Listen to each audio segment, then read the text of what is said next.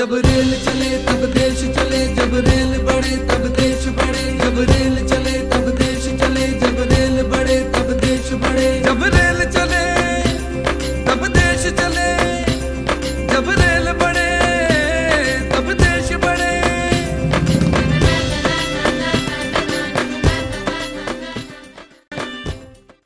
Welcome to this session of Straight Drive. I am Sudhanshu Mani. Namaskar. Viewers, we have talked about the 170 years of history and legacy of Indian Railways many times. You have listened to people who love Indian Railways, its trains, railway and non-railway, railway lovers and enthusiasts, romance and poetry. Indeed, all that is very heartwarming, and I will continue to bring that to you. But today, we will not speak about this romance. We will talk nitty-gritty because, after all, Indian Railways is also supposed to be the lifeline of the country. It has to act as the engine of India's growth. It is said that if the economy has to grow by X%, the transportation has to grow multiple X times and vice versa. Is Indian Railways really fulfilling this obligation? Is it going to rise beyond the optics of what you see on the screen now, multiple photo ops, rise beyond all this to some meaningful plans and action to revitalize this BMO? So, viewers, to talk about Indian Railways today, we have with us Mr. P.N. Shukla, retired officer of the Indian Railways Traffic Service. Mr. Shukla was a director in Dedicated Freight Corridor when it was time for him to hang his boots. That apart, and more than that, he has wide experience in railway operations, asset building and plans. He is a thinking railwayman with many ideas and insight into functioning of railways and its to-do list. He will share his wisdom about Indian Railways today. Welcome, Mr. Shukla. Namaskar. Sir. So we will start straight away and we will talk about the National Rail Plan, sir. How realistic do you find it? Our last corporate plan was the Corporate Plan 2020, which I would say was a damn squib because it was not because much was realized, but also because whatever was realized was also because of surge in loading when Shri Lalu Prasad Yadav was the MR. And many things, if you see in the plan, was never realized. The NRP has been announced with much fanfare. I will show on the screen 2 pages of the projected demand till, believe it or not, 2050. So before you start, I will share screen to show you these 2 slides. So you can see this about passenger demand forecast. And here we have the projected demand for freight. So, Mr. Shukla, what do you think of our NRP, which is a draft at present, but a lot of fanfare has been announced with a lot of fanfare. Sir. I have gone through briefly with the National Rail Plan, and I would have a brief comment on passenger plan first, because whatever passenger plan we have seen is perhaps yet to take into account fully the changes going around us. The biggest changes which have gone around us in last 10 years perhaps is railways focus onto new area of National High-Speed Rail Corporation 1. Second is big expansion of metro rail, like getting into suburban areas also, like Delhi Meerut route, like other Kerala area, short distance routes, etc., intercity routes. And thirdly, the frills-free airlines. So all these three changes have impacted the railways passenger business, and perhaps the passenger projections which are given here needs to take into account these numbers, which perhaps is not fully taken into account. However, I would like to mainly focus today on freight business at this time because of my background of the dedicated freight corridor and how it got envisaged and how it got developed. So coming to freight business, broadly I will quote three figures. In 21, the freight volume has been taken by the plan as 5,000 million tons per annum type of figure. It has been taken in about 21. Then it has been taken in 2030, 31 at about 8,000 million tons of annual total freight volume business, including rail, road, everything. And then it has been taken about 12,000 million tons in about 2051. These are the benchmarks within which we will confine our today's business, today's discussion. So before I get into those three figures, I would like to quote exactly the figures which are in 2017-18, which is the actual. The actual figure indicates that railways freight business is only 1,132 million tons in 17-18. As against that, the total business which is envisaged by road also is about 3,000 million tons. So these are the two figures which we can use for building of our discussions today. But before that, I will quote one very important fact, the legacy fact which perhaps has not been understood by our business, by our national rail plan makers. I will go to 1950. 1950, railways carried 70 million tons of cargo. 2001, railways carried 470 million tons of cargo. 2011, railways carried about 970 million tons of cargo. What it means is that in 50 years, we grew by 400 million tons. In 10 years, we again grew more than 400 million tons. And again, very important data from 2011 onwards till 21, from about 1,000 million tons, we are still only about 1,150 million tons.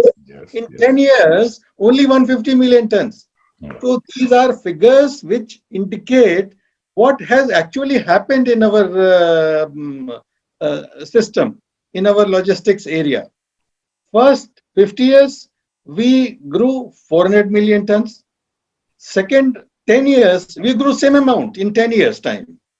And then after that in 10 years, we again grew only very small volume of about 200 million tons.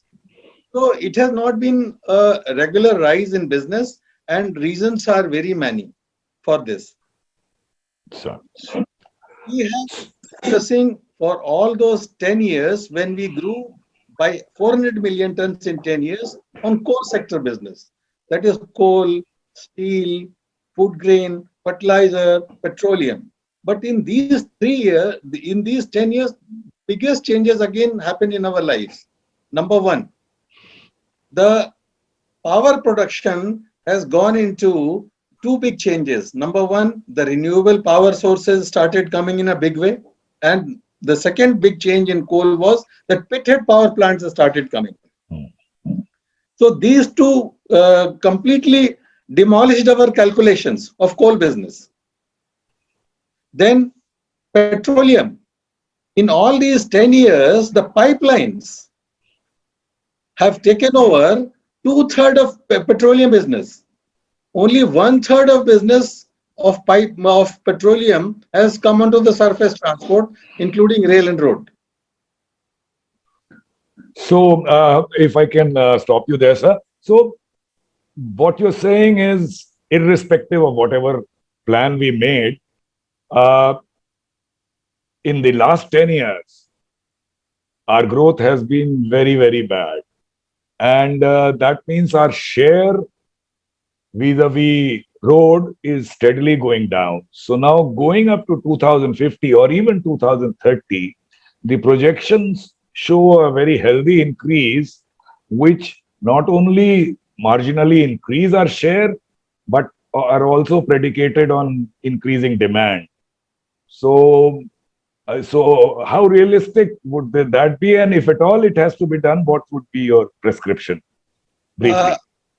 It's very obvious that we are not able to address the market requirements.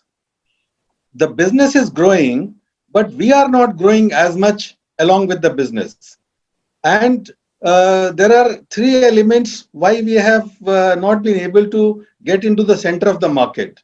Number one, market requires us to get into non-core areas, that is balance of other traffic, what we call balance of goods, which we have indicated in the National Rail Plan, which we have not addressed. This is one. Second, the market requires time guarantee or timetabled delivery. Either of these two things they require. They want commitment of timing or they want timetable delivery. These two things which we have ignored for balance, which is very important for balance of goods. And third thing is that all these balance of goods are either white goods or high volume goods or perishable traffic or electronic goods, etc. And therefore they do not require typical railway rolling stock, which we are deploying at present. The railways, the difficulty in dealing with railway is that we have only 4 categories of wagons in general. One we call covered wagon, another we call open box wagon, third we call tank wagon, and fourth we can call as flat wagon, that is BFR wagon. Yes. We have nothing else to offer to the market. And our competitor, that is road, we can see that the road business is almost 70% of the total cargo. Why it is happening? We have to see that. What road has done, in road, the more, as the road is growing, when we were youngsters, when we were young, we had only trucks, open trucks, on which tarpaulins were covered on the cargo. Today, all that is gone. Now the trucks are built on containers, which has facility of safety, which has facility of volume, and which has a facility of using it in a customized manner. So all these three changes have been brought in by road, whereas railways have confined itself to the typical rolling stock of BCN, Boxen, BRN, and tank wagon. There's one. Second, railways did do something about parcel vans and automobile wagons. Yeah. These two areas railways did develop, but parcel van, the biggest deficiency which railways parcel van has is that the road has outsmarted these parcel vans. The present parcel van has carrying capacity of say 23 tons and its volume is 120 cubic meters. What it means? It is 6 cubic meters per ton is the volume offered by a parcel van. Right. What road has done? Road has gone to 8 to 10 cubic meters per ton because of containers. By this, they have done two things. Number one, they have been able to bring down the unit cost of operation because their tonnage has remained same, but they have offered higher volume cargo, a better space, and at a cheaper rate. So they have reduced their unit cost, whereas railways have not been able to do this thing. So road has become cheaper for voluminous cargo and railways has become costlier. So this business we are losing very fast. Not only we are losing very fast. I'll give you one figure for that. In 2010-11, the parcel business used to be about 2,200 crores. And in 2020, after 10 years, the parcel business is 1,600 crores. With the inflation, with everything going up, it has gone down by 400 crores. And I'll give you one more figure to appreciate this point.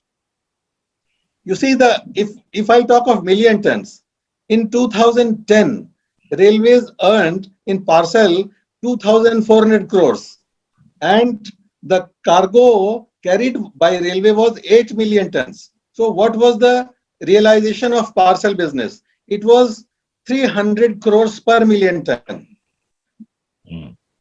What happened in 2020? It has carried 6 million tons. That is, cargo has come down and earning has also come down. Yeah. So what I'm trying to drive at is that we have not addressed this sector at all. Right, sir. And therefore, our share has been falling. So very briefly, we need design of a wagon. Yeah. So as I can We need design of a wagon. As I can understand from what you're saying, new designs to suit the demand, not stuck with these four conventional designs, aggressive marketing and perhaps aggressive pricing. All this combined should be our strategy. Like some inroads have been made in automobile sector. Can you suggest certain areas where railways can, the low-hanging fruits, if any, in the area of freight transportation? Absolutely. I have been involved in design of parcel van. Yeah. We have now LHB coach as a base for parcel van for existing express trains, and we can have completely freight rolling stock for parcel van. It is not necessary that we have a parcel van of BCN design. We could have a parcel van much longer. You see, what is the VP's feature? VP is 22 meters long. A BCN is only 14 meters long.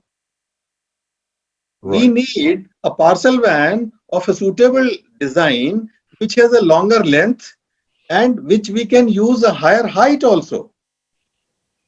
If we use higher, perhaps we can think of a parcel van which is longer than 21 meters. We can go for a parcel van, goods parcel van of length of 23-24 meters.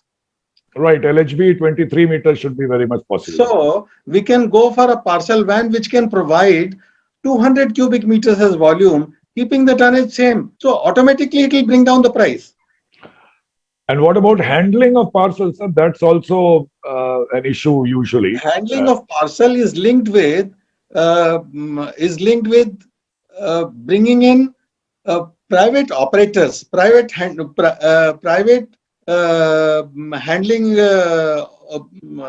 freight forwarders, I would say. It requires our synergy with freight forwarders. The present system of railway handling it by anybody cannot be done. If a person is owning a private parcel train, he will bring in two things. He will bring in exclusive handling area and also mechanize the handling capacity. And therefore, railways have lot of space, lot of terminals which can be converted into parcel terminals where mechanization of handling is possible and where we have warehousing capability also, which is required for parcel. Which means you are suggesting more and more of millennium type parcel trains and not the VPs attached to regular trains, or no, both. Because handling, okay, handling. Both, you see, there are two separate segments. The advantage with VP attached with a parcel train is that it gives you automatic time guarantee. Right. Automatic timetabling. Right. Number one. Number two, it gives you freedom from offering a full train load. Right. You see, high value goods cannot be offered in full train loads. That's true. We have to appreciate this point. Mobile telephones or other such high value commodities, products cannot be offered in full train loads, because one value of one parcel van will be almost 10 crores. So, And therefore, it is not possible to hand over a full train load of 10 into 20, that is 200 crores worth of goods. It is I- not possible. So these are two separate segments. right. So, Mr. Shukla, we have learned a lot from what you talked about freight, and as you said, you'll be talking mainly about freight business today. We would be requesting you to come again to discuss these issues in detail. So, before we close the program, your brief insight into uh, our passenger business, because as you said, the headroom for us to increase the fare, irrespective of what we may talk about political decisions and so on, is not very big. From our AC second fare to a low frill economy airfare, the headroom available is not very big. And as far as the lower classes are concerned, well, we may claim that we carry people very through very inexpensive tickets, but how we carry them is also an issue. And I don't think the facilities we provide are anything to write home about. So, briefly, what would your prescription be for our passenger traffic? You see, passengers, you have seen that people are willing to pay much higher fare in metro trains, Yes. but they are not willing to pay higher fare in our second class coaches. It's an example which is available. Another example which is going to come when we introduce intercity train like Delhi Meerut. Do you think the fares will be same as that of Indian Railway? No, Not at it will all. be Definitely. Yes. it will be completely different. Yes. Yes. So my point is that slowly there will be three segments of passenger business. Number one, high high fares paying capacity people who would be willing to pay higher fares, and therefore it is proper for us to come out of that business and hand it over to perhaps intercity train operator. And in Yes. case we have to run those trains at a later date also, then there should be a clear understanding that there should be reimbursement to railways for offering a lower fares Mm. through the state mechanism. That is possible. Similarly, we can have an example of metro versus commuter trains of Indian Railways. We can think of these commuter trains of Indian Railways having a plan of compensating the cost to railways and run it whatever number of passenger trains the government wants to run. So we have to rationalize our passenger business where it is where it can bear fully distributed cost and where the subsidy is required. So wherever subsidy is required, we can have a mechanism to work out that subsidy. Whether we get subsidy or not, that's a separate issue. But we have to have an element of subsidy in our business, and there has to be separate costing for it. Today, there is no costing for it. That is a problem. And therefore, वो कहते हैं हाथी के पैर में सब कुछ चला जाता है, इसलिए ये पता ही नहीं कि हो क्या रहा है. So, sir, as you said, especially the high-end travelers, which are willing to pay, especially in intercity, where going to airport, coming from airport, and all that is going to take a lot of time. The move, therefore, for private train operation is perhaps the correct move. How it is being done is again something which we can debate in our next show. Today, before we end the program, something deviating from the main line of discussion, from your wisdom, what is the cultural change in railways that you would like to see? You see, the railway's strength is its infrastructure and operations. And therefore, they should not get out of this area. The commercial part of it, railways is completely incapable of handling. And it is very important for us to come out of it. We must build on our strength rather than our own weaknesses. We must work out this strategy to make the business viable and profitable. It is very important for us to outsource our services part of it. It is not possible for us to run the services, and I feel particularly that the government system is not meant to handle these services area, and it is appropriate for us to come out of it and hand it over to the strong partners who can handle this business. And it has happened in every field of commercial work which government has undertaken. It has come out of it slowly, of the commercial part of it, and they have remained as a regulator everywhere. And therefore, the biggest cultural change which I feel is that railways must happily agree that we will outsource our commercial work and we will confine ourselves to the infrastructure and operation part of it. Thank you, Mr. Shukla. Pleasure talking to you. And we are thankful that you took out time to join us in the show. We hope to have you on the show again to share your wisdom. And viewers, I hope you like the program Beyond the Romance of Railways into the Nitty-Gritty and how it can truly become the lifeline of the nation. We will be back next Thursday. Namaskar. Thank you. Thank you.